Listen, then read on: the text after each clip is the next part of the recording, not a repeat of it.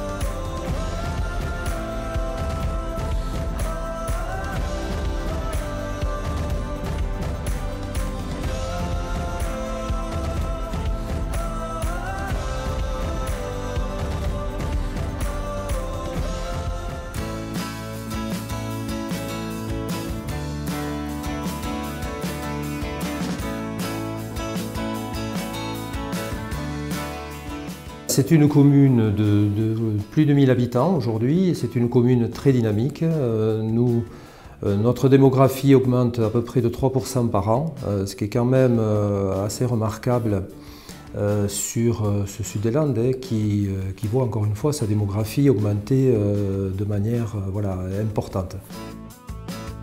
On reçoit, comme je vous le disais, de jeunes familles, des primo-accédants. Alors ce sont des familles qui arrivent de l'agglomération bayonnaise ou de ses alentours, ou simplement aussi des jeunes familles qui sont parties sur l'agglomération et puis qui reviennent faire un programme d'accession à la propriété.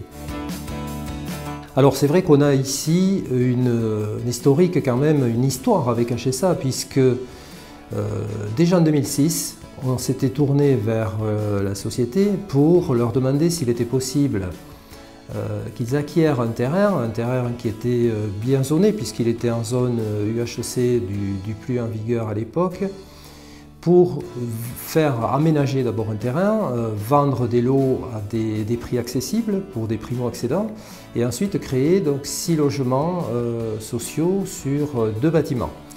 On a été entendu, c'est une opération encore une fois très novatrice pour la commune.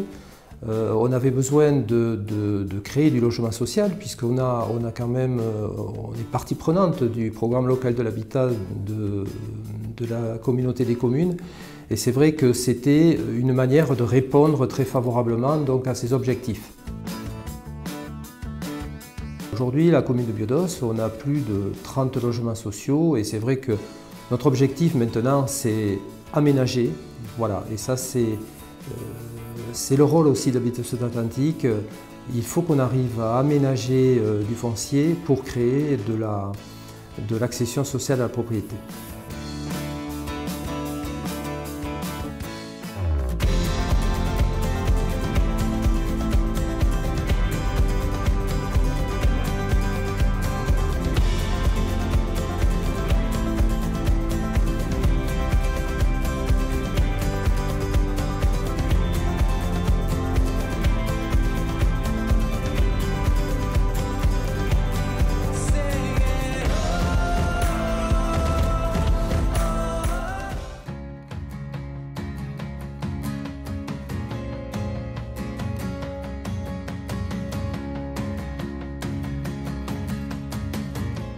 Villefranche est une commune qui jouxte l'agglomération bayonnaise.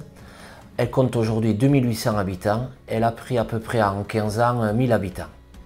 Donc comme les communes jouxtant Bayonne, Saint-Pierre-des-Rubes, elle connaît un essor démographique important, ce qui débouche sur un nombre de logements qui est à construire et qui chaque année tourne autour de 25 permis par an. Comme tous les villages ruraux, Villefranche avait une habitation traditionnelle, c'est-à-dire que les gens se logeaient sur un terrain aux alentours de 2000 m² avec une maison traditionnelle. Aujourd'hui, avec le besoin de plusieurs catégories d'âge, ce logement n'est plus trop adapté. Donc il a fallu fournir une offre qui, à travers le collectif, à travers des appartements de F2 à F4, pour rejoindre les nouveaux ménages et aussi les personnes âgées qui étaient quand même assez isolées sur la commune. Donc l'aventure avec HSA, elle a commencé en gros il y a 10 ans. Ça a été, le premier projet, ça a été la Sauvie. On avait fait une promotion immobilière de 80 appartements et HSA a réalisé 22 appartements en logements sociaux. Après, en 2010, ils nous ont rénové le presbytère, 6 appartements. En 2017, sur le logement locatif avec Pichet, on a fait 8 appartements. En 2010, on a commencé aussi l'accession à la propriété avec HSA, donc on a fait 10 appartements pour nos jeunes de Villefranche. Ensuite, en 2017, voilà le projet phare qui va aboutir et qui va commencer les jours prochains. C'est une résidence senior de 22 appartements, justement pour loger nos seniors qui ont besoin, qui n'ont plus un logement adapté et donc il faut organiser leur indépendance en gros, quoi. Donc voilà, donc HSA aujourd'hui, en 10 ans, c'est 58 appartements sur la commune, 14 accessions à la propriété, le seul organisme social qui travaille sur notre commune. Et nous, à Villefranche, on prend toujours autant plaisir à travailler avec HSA. Maintenant, j'ai envie de dire qu'on se connaît presque de façon intime et on espère dans le futur que ça continuera. HSA quand même a apporté beaucoup à la commune et à nos jeunes et elle cerne vraiment nos problématiques puisqu'en 10 ans, elle est partie de nos jeunes jusqu'à nos seniors.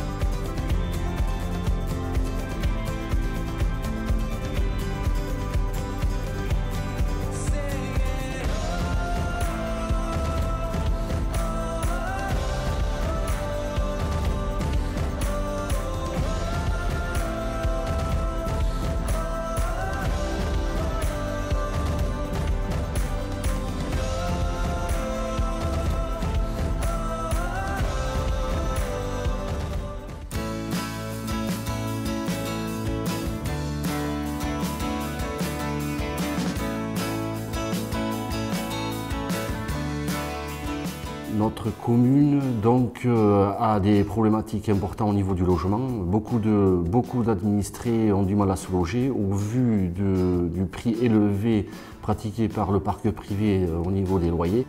Nous sommes appelés à faire appel à des bailleurs sociaux, donc Habitat Sud-Atlantique, pour pouvoir nous permettre de faire loger nos administrés, que ce soit jeunes ou moins jeunes. Voilà, nous sommes un village surtout de propriétaires. Et donc, nous allons, comme les autres communes, évoluer et faire appel plus souvent à des bailleurs sociaux ou tout simplement, que ce soit à titre locatif ou à titre accession sociale. Souride a appelé donc Habitat Sud-Atlantique pour 2 opérations à mener, donc conjointement dans le village, donc près du bourg. Donc, une située près des écoles, concernant la destruction et la construction d'une nouvelle maison avec 10 logements neufs locatifs, donc de type 2, type 3, type 4, et ensuite une réhabilitation qui aura lieu face à la mairie sur la maison type IMI. Nous rentrerons dans une phase donc, de livraison de 13 logements avec, comme vous le savez, un avantage considérable puisque ce sont des loyers qui vont être pratiqués, enfin des loyers d'ordre de 350 à 400 euros, alors que sur le parc privé, à ce jour, pour les mêmes types de logements, on est sur des tarifs de 700-800 euros. Donc au vu des emplois qu'il y a au sein de notre commune et surtout des salaires qui ne sont pas élevés, hein, vous doutez bien que ce sont des salaires qui avoisinent les 1200-1300 euros, donc il est vraiment nécessaire d'arriver à faire et à réaliser des opérations de ce type. Je voudrais donc remercier vivement tous les collaborateurs, tous ceux qui ont œuvré chez Habitat Sud-Atlantique, parce qu'on a eu vraiment une écoute attentive.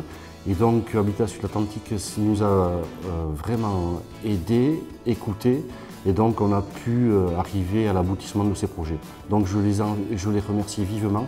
Je voudrais remercier le conseil d'administration, son président, et l'ensemble des collaborateurs qui ont œuvré pour qu'aboutissent ces 2 jolis projets.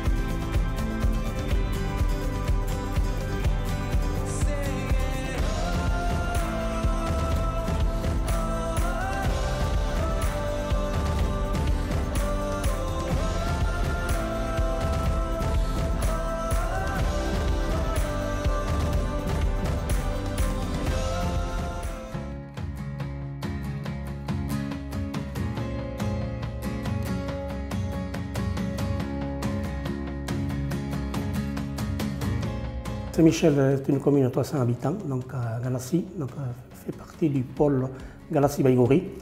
Donc nous avons une population qui a baissé dans le siècle dernier, quasiment on est passé de 500 à 240 personnes. Aujourd'hui nous approchons les 300 habitants. La commune de Saint-Michel est dotée d'un PLU et donc nous sommes près de Saint-Jean-Pied-de-Port. C'est quand même à 3 km et c'est aussi un bassin de vie, un bassin de travail. Nous avons une agriculture, nous avons une industrie agroalimentaire avec une fromagerie et quelques artisans. Mais il y a une population qui veut effectivement rester proche du travail et nous devons en même temps leur donner la possibilité de se loger, mais également en même temps créer ou donner aux entreprises la possibilité de s'implanter, d'où un projet également d'une zone artisanale. Et nous avons comme objectif effectivement de remettre le cœur du bourg un petit peu en harmonie avec les dents creuses qui existent et donc avec 2 projets, notamment le projet de lotissement communal et dans lequel il y aura donc 5 ou 6 logements qui seront portés par HSA. Voilà un peu le projet. Donc la demande est un peu variée. Nous avons des demandes de jeunes couples ou même des jeunes qui sont tout seuls, qui cherchent soit l'accession à la propriété, soit des logements de T2, de T3.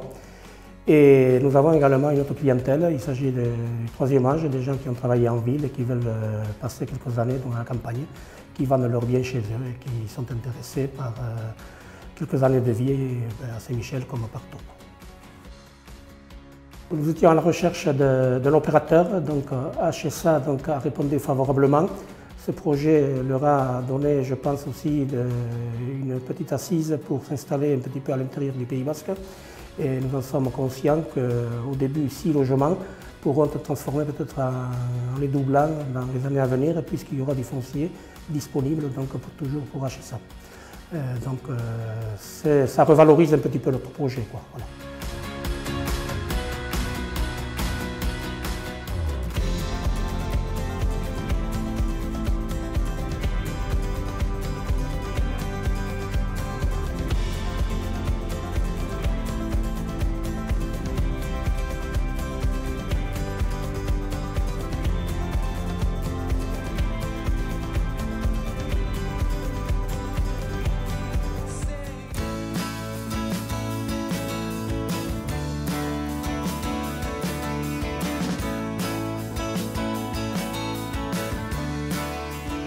Nous nous trouvons à présent à Irisari. Irisari, où je suis maire depuis 2008, comprend 900 habitants. Nous sommes situés en plein cœur de la base navarre et du Pays Basque, à égale distance de Garassi, Baïgorri, Hasparren ainsi que Saint-Palais. Notre village comprend de nombreuses associations et est reconnu notamment pour son dynamisme dans tout le Pays Basque et bien entendu aux alentours. En tant qu'élus sur la commune, nous sommes confrontés aujourd'hui à réfléchir sur 3 problématiques: le travail, le transport et le logement. Nous réfléchissons depuis longtemps à développer l'offre locative au centre-bourg de notre commune, cela comme de nombreuses communes en Pays Basque intérieur. Il y a des maisons qui sont vides et il faut bien s'en occuper pour que notre jeunesse puisse rester. Nous avons travaillé avec 2 bailleurs sociaux, le premier n'a pas abouti et donc avec HSA nous avons réussi à équilibrer un projet qui nous permettra à terme d'aménager ce bâtiment en centre-bourg avec 5 appartements et une petite surface commerciale en rez-de-chaussée. Je tiens à remercier toute l'équipe d'HSA, son président Paul Baudry ainsi que le conseil d'administration, son personnel, pour avoir réussi à mettre en place donc, le premier projet donc, en matière d'offres locatives sur notre commune. Et j'espère aujourd'hui maintenant qu'on puisse y arriver dans les prochains mois et pourquoi pas réfléchir à d'autres projets pour les années à venir.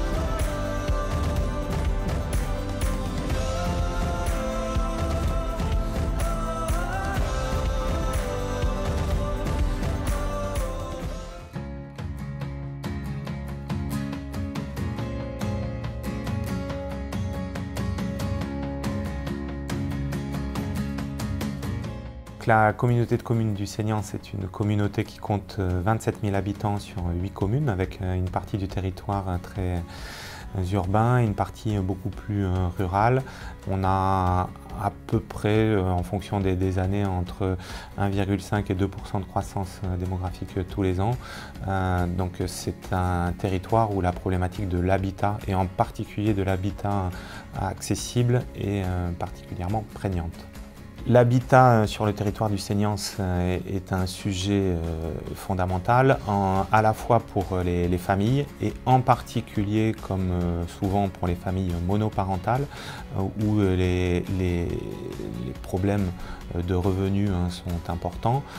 Donc on travaille à rendre le logement accessible pour tous les publics, aussi bien pour les familles mais aussi pour les seniors. On a un projet sur Saint-Martin avec un HSA sur du logement adapté aux seniors. On a une vieille histoire dans le Seignance sur le logement à destination des jeunes.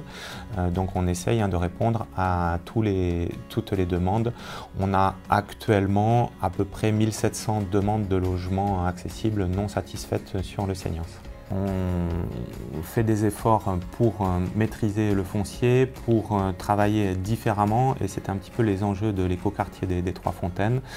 Faire en sorte que quand on parle logement social, ce soit uniquement le tarif qui soit social et pas le logement. Et en particulier sur les Trois Fontaines, on développe un projet avec un HSA très qualitatif, avec un architecte de renom. Avec HSA, nous travaillons ensemble depuis de nombreuses années. C'est une collaboration historique qui est renouvelée avec les nouvelles équipes qui se sont mises en place depuis quelques temps. Nous travaillons véritablement en confiance pour co-construire des projets qualitatifs, et donc nous souhaitons que cette collaboration perdure, que l'on continue à travailler longtemps ensemble.